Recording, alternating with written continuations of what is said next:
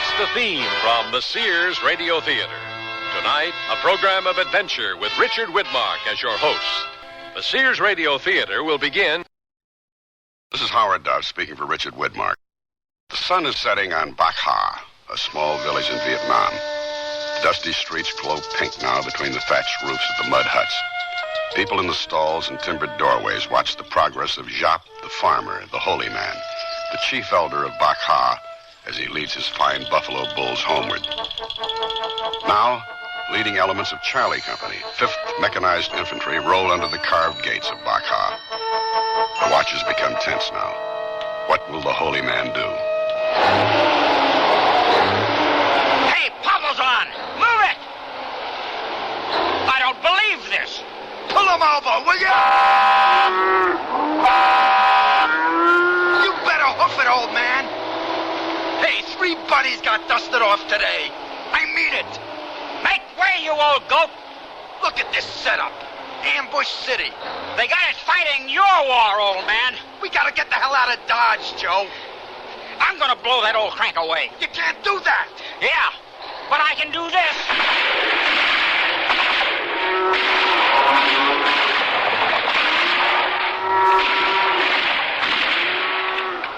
The holy man shivers in an alley, staring after the mangled remains of his fine beasts. The terror lifts from his face, but his features turn to stone. The GIs will pay. The GIs must pay. And that's only the beginning of our story.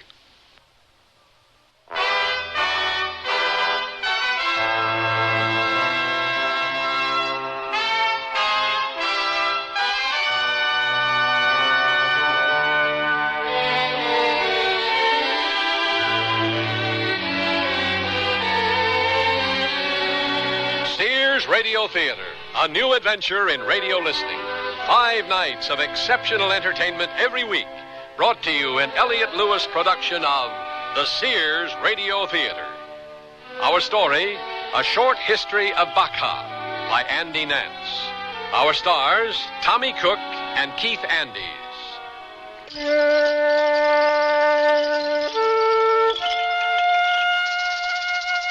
Morning comes to Cu Chi, the Army fire base just south of the village of Bac Ha. The sun is already high and steaming the triple canopy clouds here.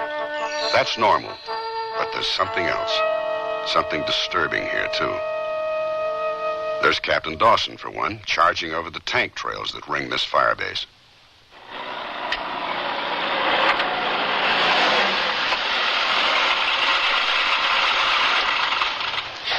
Hey, Private, I want a word with you. Yes, sir. X-Time report, sir. Damn it, Private. Don't salute me on the bunker line. You want to get me snipered? Oh, no, sir. Never mind. No sniper would take that for a salute anyway. What is going on around here? Well, sir, we're rebuilding this bunker. Me and my crew, that is. I know that, Private. These gooks been giving you any trouble? My crew? Oh, never. Why, Captain? Well, nearly had a mutiny at Bravo Bunker. You know anything about that? What, sir? This gook revolution has hit this base. Now, half of them didn't show up for work this morning. The rest came to make trouble. You know anything about that? I think so, sir. How? They told me, sir. Hey, Mama-san, what's all this buzz about, huh? Private, what's wrong with these gooks? They don't speak English, sir. Well, if they don't speak English and you don't speak gook, how do you tell them anything? Sign language? No, sir. I really don't know, sir. I'll ask Bao. Why can we talk to each other, Bao? We care for you, Howie. We have magic words. You care for us, you have magic words. Strong magic. Better than dreams. Very strong magic, Howie. What did she say? I don't know, sir. Inscrutable, aren't they? Come over here, Private. Now, every linguist we got couldn't get a hint about this. Well, you say you know something about it. So lay it on me. Yes, sir. Well, yesterday some soldiers came through the village on big track vehicles. And they must have been on some highly frustrating mission because they... Just stick to the facts. Yes, sir. Anyway, they wasted a team of buffalo. You mean this whole mess is over a team of wasted buffalo? Well, they belong to Jacques, the chief elder of the village. So what? Well, sir, he's like the colonel. He's like I get the picture. And they made quite a mess, sir. The Vietnamese have a lot of civic pride, and what with the blood and the gore... I get the picture, Private. Now, how long's this old man's temper tantrum going to last?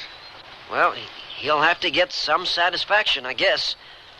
These gooks know this Zop fellow? Yes, sir. Okay, Private. You go talk to them, then I'll tell you what to say. Sir. What now?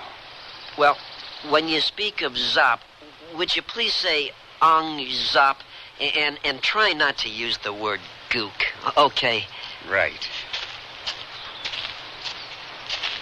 Babao, my captain wants me to ask you some questions. Let him ask his own question. Oh, Babao, please. He really wants to help. Oh, very well. Ask her if Zop reported this incident to us. Has Ong Zop told his trouble to the soldiers at the gate? Oh, of course not. What did she say? Farmers don't speak to soldiers. Don't get smart, Private. Yeah, but they don't, sir. Look, Private, you have got to persuade her that we can't clear this mess up unless we contact Ong Zop.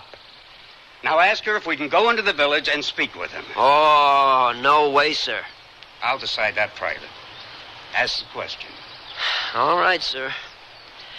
Babao, will Ong Zop consider holding audience with us? Ong Zop had entertained the idea of audience with you for a number of days. I have spoken to him about you. Ong Zop would be very pleased to meet you, even in this bad season. Come here, Private. What was she saying? Well, sir, she says Ong Zop will meet with me, but not with you. What in the Sam hell? Hey, listen, will you? She's invited me to meet with the elders. Now, there's no refusing such an invitation. To do so would cut them off from me. I couldn't work with them again. Okay. Now, here's what I want you to do. Tell those goots to take off. When you get back from the gate, get yourself shaped up. And by all means, polish those boots. I'm sure the old man will want to see you, and he'd flip if he sees you like that. Sir, when am I supposed to tell Bao? You weren't here last June, were you? Well, no, sir. I don't see what that's got to do with it. Yeah, I thought so. 2 grunts slipped across a perimeter. For some women, I guess. And we found them in the morning hanging in barbed wire. 3 guesses, Private. What's the old man going to say about this? You have no idea, sir, how important this is.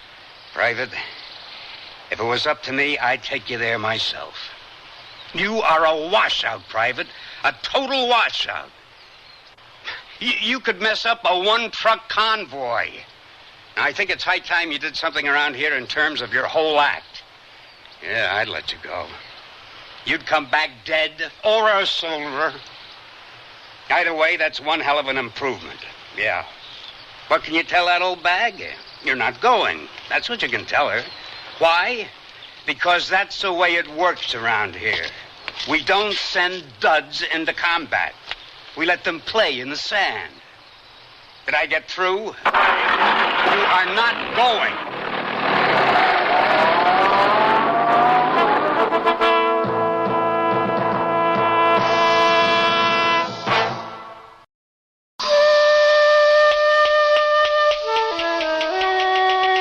They stood there silently, the old Vietnamese woman, the young American soldier. After a few moments, she approached him. Did he insult you? He was afraid I'd get hurt. You might be right. There could be some danger. There were some young men in the village this morning. They wore clothes like my son, but it is said they are not choose men. But no problem. You can walk to the village with us. You come now. I can't go now, but I'll be there. I'll get there for sure. You come with us right now. I'll be there, Babao. Let me try the best way first. Oh, I don't know. Yeah, I will. Just trust me. I'll come. Tonight, for sure.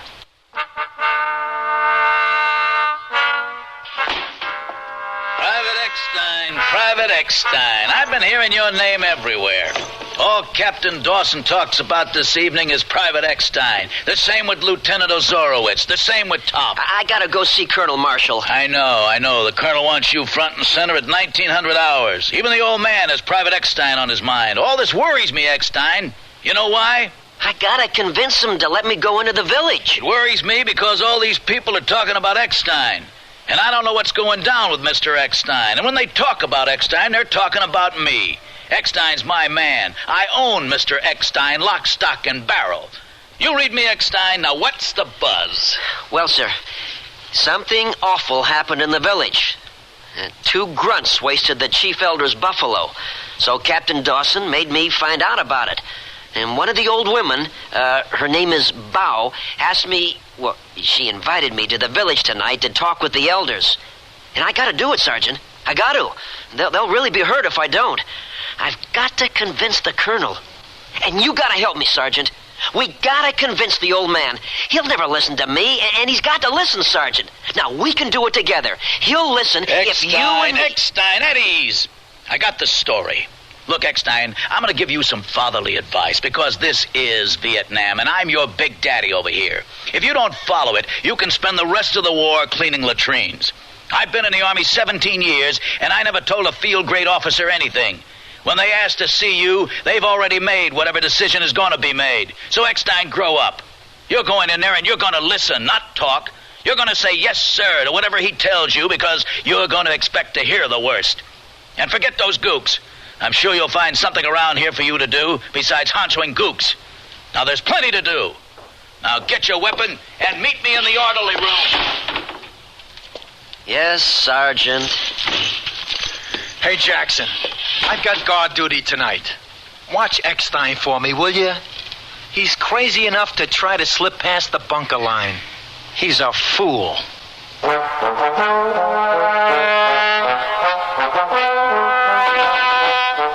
Enter.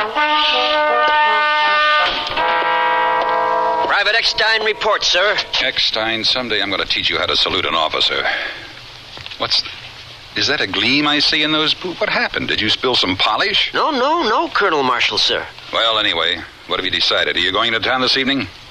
I didn't know I had a choice, sir. I know you didn't, but now you know. I'm the one who has no choice in this matter. There'll never come a day when I order a dud into combat.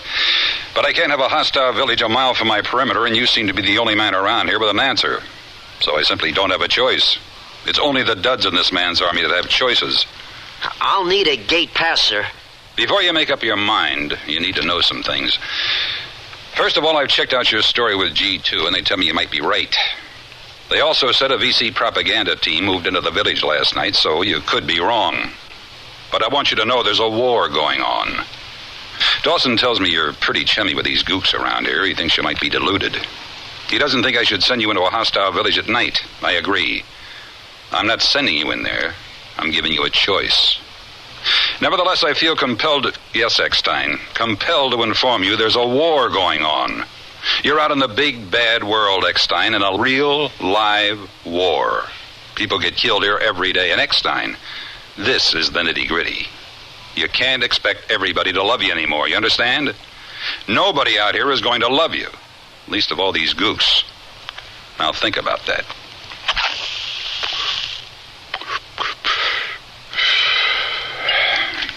Well, what have you decided? I'm going.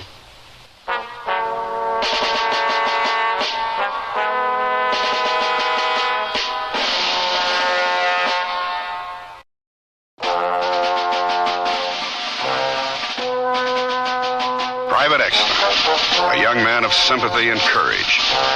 Private Eckstein, known by some as a fool. Private Eckstein, prepared to risk his life to keep some semblance of peace in the midst of insanity. Well, what have you decided? I'm going. Why, Eckstein? Never mind. I don't want to know. Now, let's get down to business. What's it going to take to satisfy this Jap fella? I don't know, sir.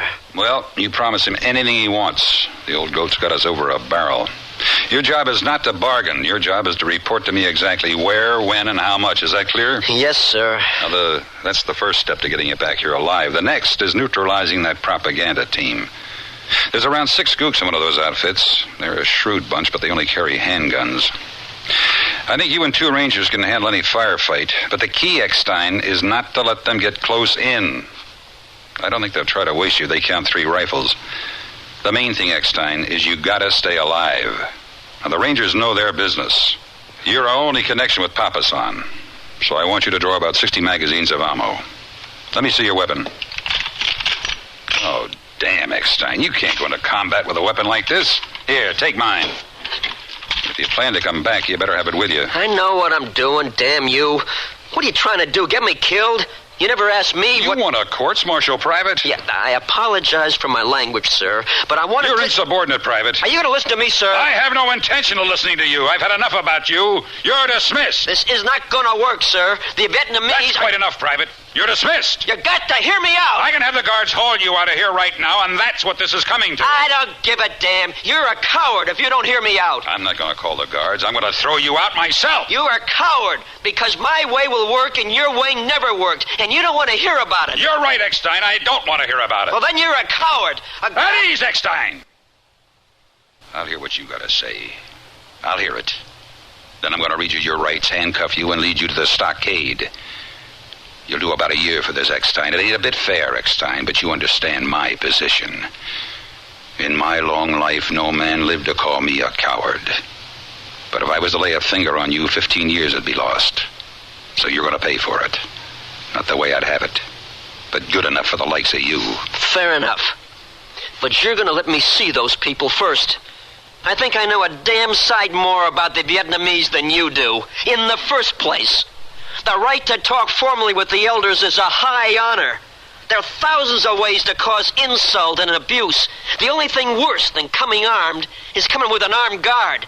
Besides, if you have Rangers standing outside the elders' hooch, that propaganda team will have the whole village convinced we've wasted the elders. A propaganda team won't shoot an unarmed man in public. It's bad showmanship. Now, it's got to be done my way. I can do what you've asked me to do, but they aren't Indians and we aren't cowboys. Oh, yes, there's a war going on, but it isn't between me and Jap. After this, I truly don't care. I'd be sending you to certain death. Do you understand? The other way won't work? I mean, they won't even talk to you. They don't trust you. They want to talk to me. My way is the only way. We make a combat mission out of it and it won't work. Now, if you don't let me go, you are a coward. Yeah, it's that simple. Eckstein, you're going to have to understand this. You're not old enough to see it yet, but you're going to have to try. I used to think, that is, I've always told myself, there's a fine line between what's truly courageous and what's foolish. I was wrong. No such line exists. If it succeeds, it's an act of courage. If it fails, it's foolishness. To be a coward or to be a fool, that's the choice. These regulations on my desk, I can't fight a war with them. I've got to try things. That's how wars are fought. What works wins. What fails is part of the cost. I think I understand. I don't think you do. This is the scenario, Eckstein. The gooks get offended. Sometimes it's imagined. This time it's real. So in comes the VC. Things start happening here on the post. I have to lay off the Vietnamese workers. This makes them unhappier. VC begin to operate from the village. I have to garrison it. Eventually, I'll have to reduce it to rubble. You say you know more about them than I do. This is my 4th tour, Eckstein. Exactly this thing has been happening since I first came over. The events over the next 4 months will cost this battalion over 50 casualties and about $250,000 in material, if we don't get overrun. After it's done, we're back where we started. That's the way it's always been. And then you, Eckstein, you come in here and offer me a way out. A way out, Eckstein. That's an incredibly dangerous thing to do. I'm going to give you this pass, Eckstein. I don't expect you to use it. I don't want you to use it. I think if you do use it, you'll be lost. Get up in the morning and go to your duties. No one will ever say anything to you about this. The option's yours. Yes, sir. The Rangers and whatever equipment you might need are yours as well. I won't need this, sir. When can I expect you back? Tomorrow morning. I'll come in with the workers. If you're not at the gate, I'll be coming in after you. Yes, sir. Thank you, sir.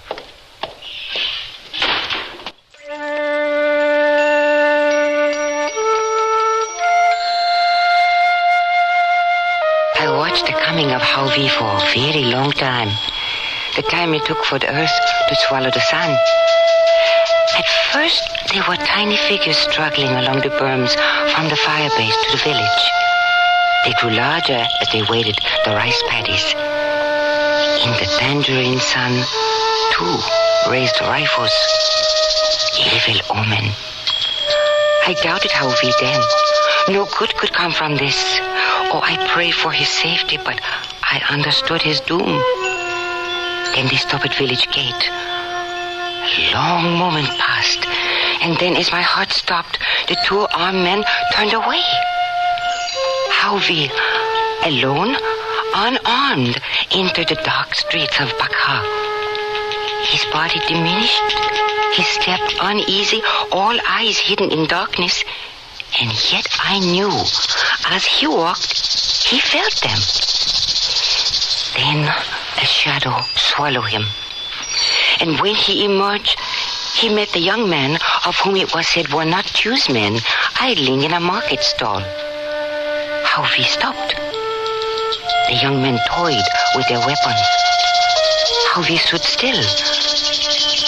I saw him then, about to die. I cried out to him. He not move. I ran to him, though I too might die. And he smiled, but could not speak.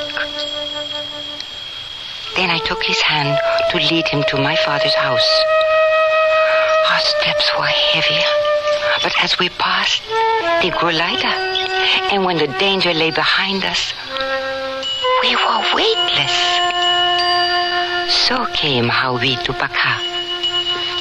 Tuong the poet, we make a song of this.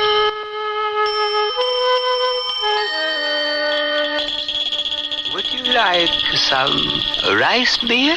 Oh, thank you, Your Honor. You must be Harvey. I am Trung, a farmer.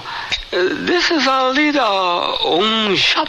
I am much too honored by your presence, sir. You need not worry, Harvey. If you become too honored, we will remind you of your humility.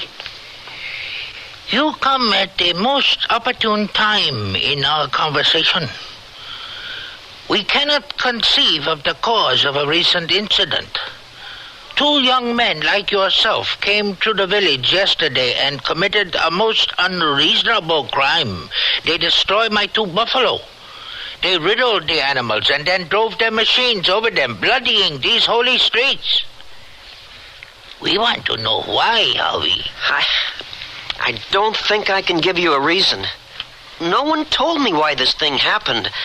I was sent by my elders to make amends for it, but I don't know why it had to happen. It's a bad season. Harvey, you are young, and of course you do not know, but all the seasons I remember have been bad. I know, Harvey, the question we are asking is difficult. But we must learn the answer before we may proceed. You may meditate, if you like. Your Honor, I have to confess, I don't know how to meditate. We're just lonely men, Your Honor. We come over here puzzled over the reasons we have come. It doesn't even seem to matter. Our honor is measured by our loved ones, and they're too far away for us even to imagine the distance. Our free minds live with them, talk to them. We're here as machines of war, like the machines that trampled your buffalo. And when the season has come for our return to our villages, then we will be men again.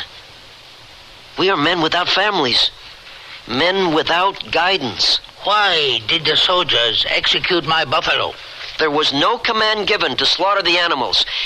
It was like an act of passion. Passion for what? Time, I guess. Time passes very slowly for a soldier. Now, I know it's going to be hard for you to understand, but time favors the farmer. It's a moral confusion, I guess. I can't find the words for it. Harvey? Harvey, my son? Yes? Harvey, my son, are you meditating? No, Your Honor. I am inexperienced with rice beer. I thought it was a bad idea. You must leave the rest for us to drink. There was a question in my mind. That is most unusual by our custom. Do they do that in America? Perhaps we too should listen to the young. Yes, sir. I need to know what we can do to amend the crime we committed. Ah, yes. What do you think you should do? Well, we should give you something of value. How much? As much as you want. How much is that? Well, it should at least equal the value of 2 water buffalo. Well, maybe more, I guess. Only 2 water buffalo equal 2 water buffalo. That is enough. Would you like some money as well? What for? Well, if you didn't want it, you could give it away. I could not keep it, nor give it to my friends, nor even to my enemies. If money would disorder my life, and I am wise, then think how disordered it would make my people. And I would not give it to my enemies because I would not want them more disordered than they already are. Besides, in all my experience, there has always been an end to money. But there is no end to the usefulness and productivity of 2 strong and testicular buffalo. I would take your money because that is what plagues you, but what would I do with it? I have so much to learn from you. That is true. It is not merely, as you said, about the slayers of my buffalo. It is not simply abandonment that is the cause.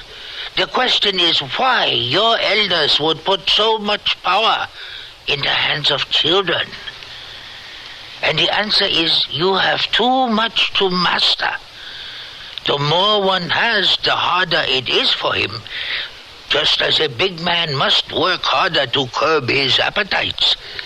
So you either need more mastery or less to master. We have provided for you as is our custom. Oh, I don't know the custom. We think you will learn it easily enough. We have provided a woman for you.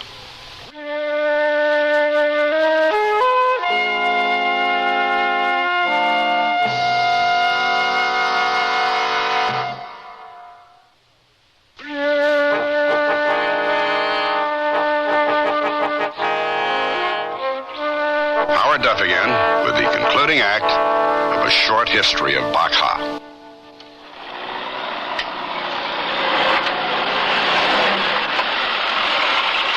Sir, Any sign of Eckstein yet? the guards reported seeing him in a group of Vietnamese out there. He's halfway in, Colonel. Let's go, Captain. We'll pick him up in my Jeep. Yes, sir.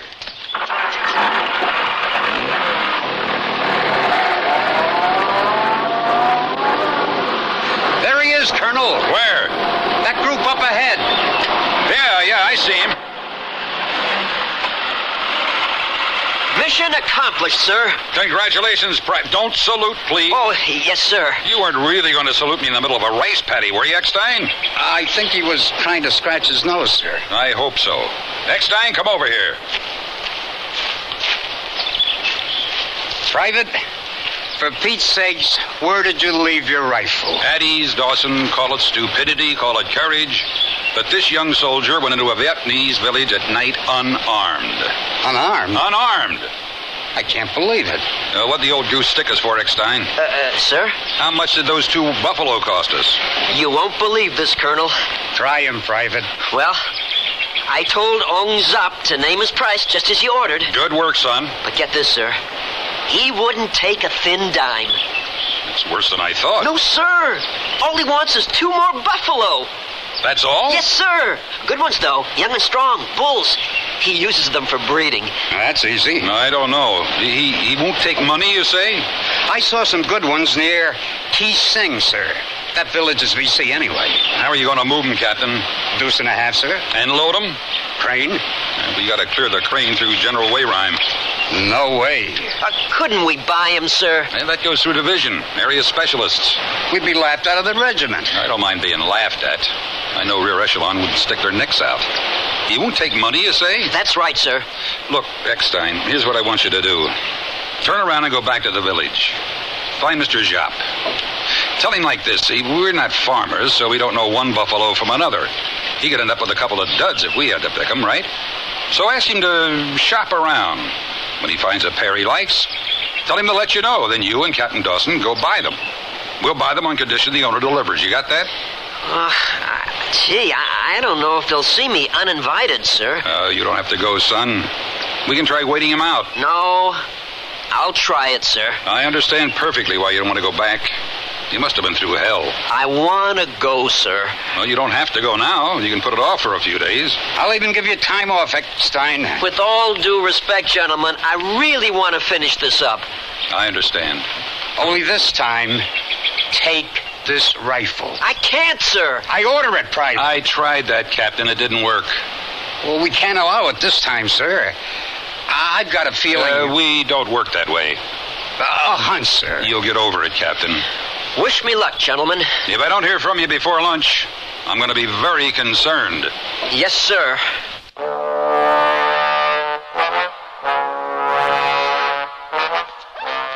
Ong Trung! Ong Trung! Harvey, I hoped you were safely inside the barbed wire. Why, yes, Your Honor. I would have been, but there was one more problem I wanted to discuss with Ong Jap. My daughter Bao promised you safe return to the barbed wire. You're in grave danger here, Harvey. Yeah, but Bao performed her duty as best she could, Ong Trung. My problem seems so very important. I hope to present it to Ong Jap while I still stand in his grace. That's impossible, Harvey. Come inside. Sit down. Perhaps if you share this problem and it's not too trifling, I will bear your words to the holy man. Oh, thank you, Ong Trung. Well? Well, my problem is this. We soldiers have no use for the water buffalo. Therefore, we have no experience in procuring them. Very likely, if we sought a pair of water buffalo for Ong Jap, the animals would prove unworthy of his honor's time and care. So, to avoid this misfortune, I wished humbly to ask Ong Jap to choose the animals he most wanted, and then to inform me through your daughter, Ba Boao, of their whereabouts. You see, that way we could be sure of finding worthy beasts. Do you find this feasible, Ong Trung? Absolutely not. Oh. Well, may I humbly ask a reason, Your Honor? You may because you're young. I have no right to expect you to understand the obvious.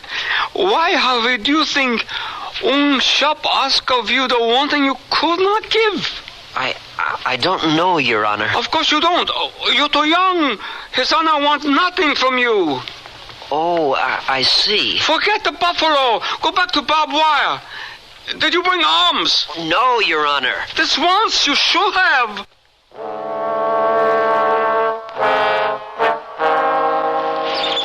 Babao, please, I must ask you. Harvey, how could you do this to me? Babao, forget that and please help me think.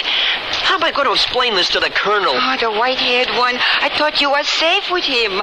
Now I have lost faith with my father, Harvey. Harvey!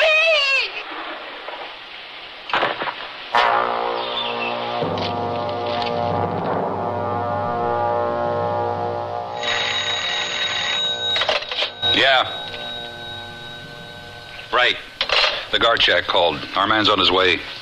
Outstanding. We're on our way. Have medevac standing by. Alert 4th Wolfhounds. What happened, sir? Eckstein's hit. Let's go.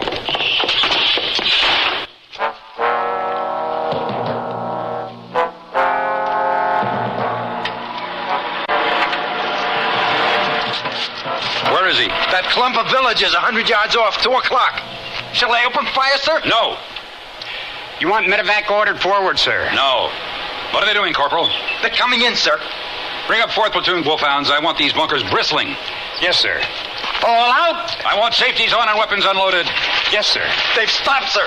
Let's go, Dawson. Look, sir. That old man has Eckstein slung across his back. I see.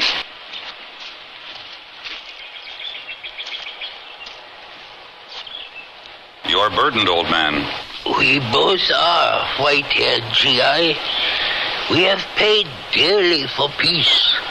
We have peace again, old man? The swine who have slain Howie and who have stirred my people's anger, they have lost face in our village.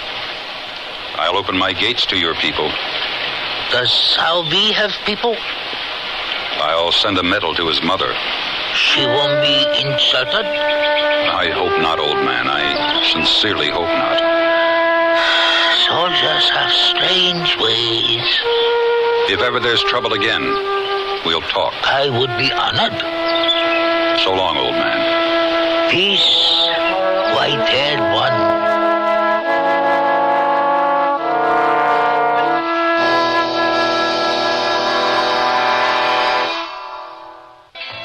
A Short History of Baccha was written by Andy Nance, produced and directed by Elliott Lewis. Our stars were Tommy Cook and Keith Andes. Also heard were Dawes Butler, Marvin Miller, Lillian Baeff, Tom Drake, Norman Alden, Sam Edwards, and Stanley Director. The music for Sears Radio Theater was composed and conducted by Nelson Riddle. Art Gilmore speaking. Associate Director of Sears Radio Theater is Ken McManus. Sound effects were created by Bud Tollefson. Joanne Thompson is production supervisor. And the recording engineers are Joe Wachter and Hal MacDonald. The Elliott Lewis production of Sears Radio Theater is a presentation of CBI.